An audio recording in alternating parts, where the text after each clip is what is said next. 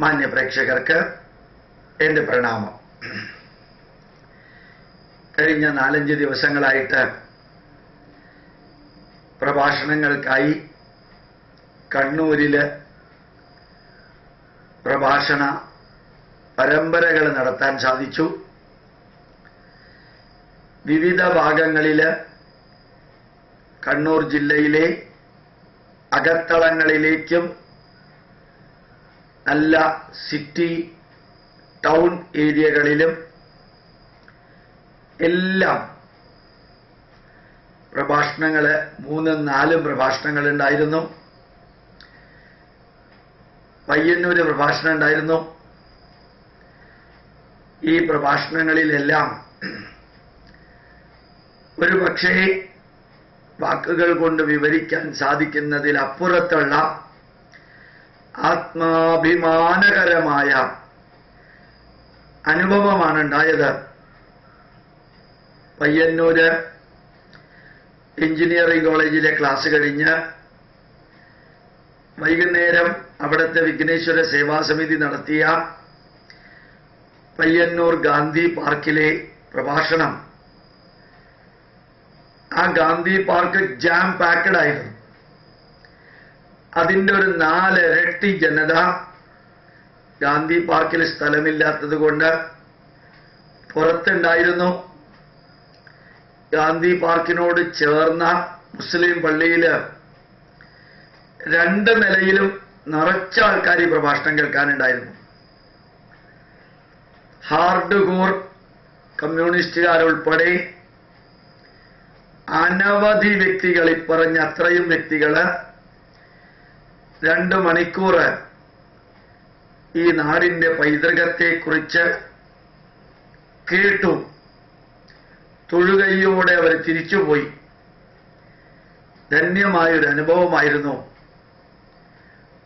പിന്നെ കണ്ണൂര് ചൊവ്വ ക്ഷേത്രത്തിലും സുന്ദരേശ്വര ക്ഷേത്രത്തിലും പെരുമ്പടവത്തും അങ്ങനെ വിവിധ സ്ഥലങ്ങളിലായിട്ട് രാവിലെയും ഉച്ചയ്ക്കും വൈകുന്നേരവും അനവധി പരിപാടികൾ ഉണ്ടായിരുന്നു.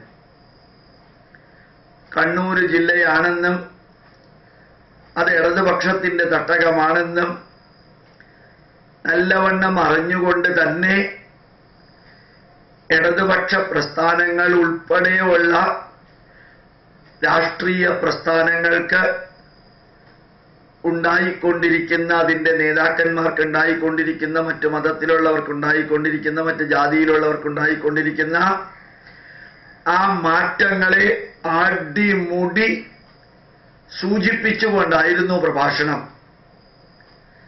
KR ഗൗരിയമ്മ DYFIയുടെ മീറ്റിംഗിൽ ആലപ്പുഴയിൽ ആ യുവാക്കളോട് ഭാഗവതവും ഭഗവത്ഗീതയും വായിക്കണമെന്ന് നിർദ്ദേശിച്ചപ്പോൾ DYFIക്കാര് കൈയടിച്ചതും, ആരാധ്യനായ പ്രതിപക്ഷ നേതാവ് ഈ വിജയദശമി ദിവസം കുറെ കുട്ടികളെ ഹരിശ്രീ ഗണപതയേ നമഃ എന്ന് തന്നെയാണ് എഴുതിച്ചതെന്നും, ഇൻകുലാബ് സിന്ദാബാദ് അല്ല എഴുതിച്ചതെന്നും, ഓം ലെനിനായ നമ എന്നല്ല, സ്റ്റാലിനായ നമ എന്നല്ല എഴുതിച്ചതെന്നും, അതുപോലെ തന്നെ കോടിയേരി ബാലകൃഷ്ണൻ സാറിന്റെ മകൻ 25,000 രൂപ ചോറ്റാനിക്കരയ്ക്ക് കൊടുത്തു എന്നും, അതുപോലെ തന്നെ പിണറായി വിജയൻ സാറിന്റെ 2 മക്കളും ദേവി മഹാത്മ്യവും ലളിതാ സഹസ്രനാമവും അമൃതാനന്ദമയിയുടെ കോളേജിൽ പഠിച്ചുകൊണ്ടിരിക്കുന്ന കാലത്താണ് പഠിച്ചതെന്നും, അതുപോലെ തന്നെ മാർക്സിസ്റ്റ് പാർട്ടിയിൽ അസന്നിഗ്ധമായിട്ട് പാർട്ടി സെക്രട്ടറി ശ്രീകൃഷ്ണനെ ക്ഷേത്രങ്ങളിൽ നിന്ന് പുറത്തേക്ക് കൊണ്ടുവന്നത് സഖാവ് കൃഷ്ണപിള്ളയും സഖാവ് AKജിയുമാണെന്ന് പറഞ്ഞതും, എല്ലാ കമ്മ്യൂണിസ്റ്റുകാരും കൃഷ്ണജയന്തി ആഘോഷിക്കണമെന്ന് പറഞ്ഞതും, ക്ഷേത്ര ഭാരവാഹികളാവണമെന്ന് പറഞ്ഞതും എല്ലാം EK നായനാരിന്റെ ഭാര്യയും മകനും ഗുരുവായൂർ അമ്പലത്തിൽ പോയി തൊഴുതത് സാധാരണക്കാരെ പോലെയാണെന്നും, മാർക്സിസ്റ്റ് പാർട്ടി ഒരു അമ്പലം നശിച്ചാൽ അത്രയും അന്ധവിശ്വാസം പോകുമെന്ന് പറഞ്ഞ പാർട്ടി, മതം മനുഷ്യനെ മയക്കുന്ന കറുപ്പാണെന്ന് പറഞ്ഞ പാർട്ടി നിന്ന് പിഴയ്ക്കാൻ പെടുന്ന പാട് എന്താണെന്ന് ഇപ്പൊ പറഞ്ഞ വാക്കുകൾ പറയാതെ അതിൻ്റെ അർത്ഥം വരുന്ന വാക്കുകൾ പറഞ്ഞുകൊണ്ട് രാവിലെയും ഉച്ചയ്ക്കും രാത്രിയും പ്രഭാഷണം നടത്തി ഒരു പ്രശ്നവുമില്ലാതെ ഇന്നലെ രാത്രി കണ്ണൂരിൽ നിന്ന് തിരുവനന്തപുരത്തേക്ക് വന്നപ്പോൾ ഒത്തിരി വ്യക്തികൾ പറയുന്നുണ്ടായിരുന്നു, ഒരു 15 ദിവസം കണ്ണൂരിൽ പര്യടനം നടത്തണം എന്ന്. ചിലര് 2ഉം 3ഉം ദിവസം തുടർച്ചയായിട്ട് ഭാഗവത സപ്താഹം പോലെ പ്രഭാഷണം വേണമെന്ന്. ശരിക്ക് ഒരു 5-6 പാർട്ടി ഗ്രാമത്തിനകത്ത് പ്രഭാഷണം കഴിഞ്ഞപ്പോൾ മുൻവരിയിലിരുന്ന ഹാർഡ് കോർ മാർക്സിസ്റ്റുകാര് മുമ്പോട്ട് വന്ന് പറഞ്ഞത്, അരമണിക്കൂർ മുമ്പ് വരെ ഞാനൊരു പ്രത്യേക സിദ്ധാന്തത്തിൽ വിശ്വസിച്ചിരുന്നു, ഇപ്പോ സാറ് പറഞ്ഞതാ കുറെ കൂടി സമകാലീന പ്രസക്തമെന്ന് മനസ്സിലാവുന്നു, സാറിന്റെ കൂടെ ഞങ്ങൾ ഉണ്ടാവും.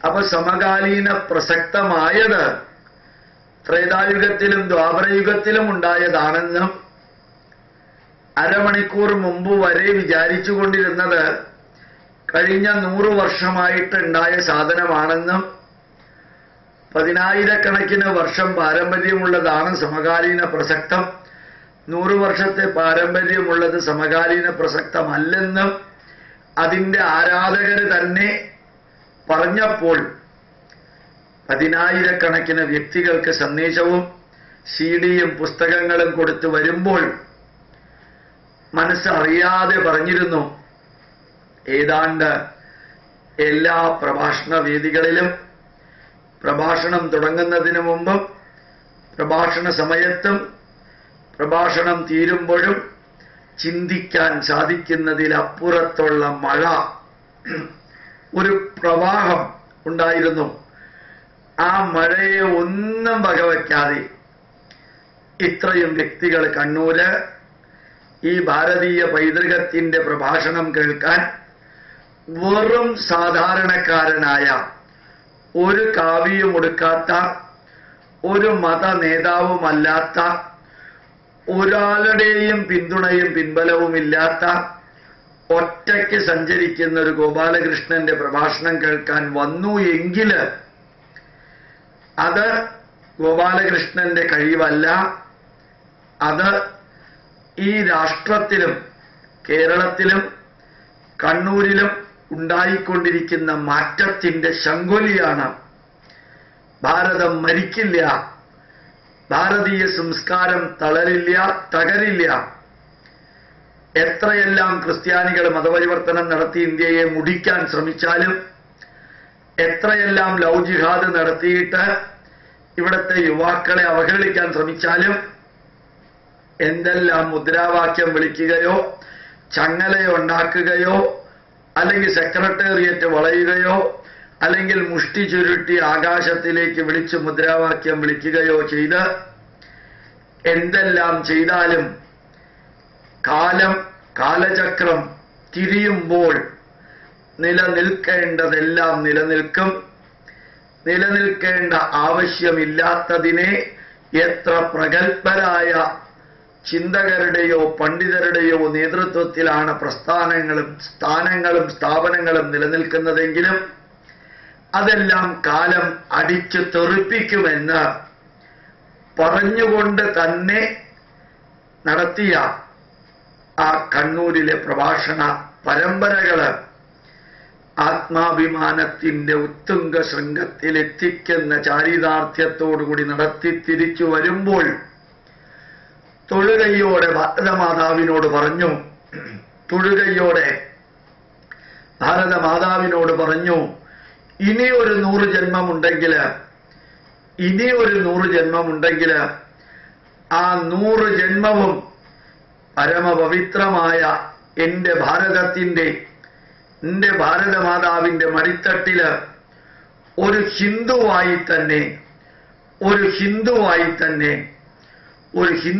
തന്നെ ജനിക്കാൻ ജന്മാനുഗ്രഹം നൽകണമേ ഭാരതമാതാവേ എന്ന് പറഞ്ഞിട്ടാണ് ഞങ്ങൾ ഇന്നലെ അതിരാവിലെ 3 മണിക്ക് കണ്ണൂരിൽ നിന്ന് മടങ്ങി വൈകുന്നേരം 5 മണിക്ക് തിരുവനന്തപുരത്ത് എത്തിയത്. ആ അനുഭവം നിങ്ങളുമായിട്ട് പങ്കുവെക്കുമ്പോഴുള്ള ആത്മാഭിമാനവും സന്തോഷവും ആ പ്രഭാഷണ പരമ്പരകൾ നടത്തുമ്പോൾ ലഭിച്ച അഭിമാനത്തിനും സന്തോഷത്തിനും തുല്യമാണെന്ന് അറിയിച്ചുകൊണ്ട് പ്രണാമം, നമസ്കാരം.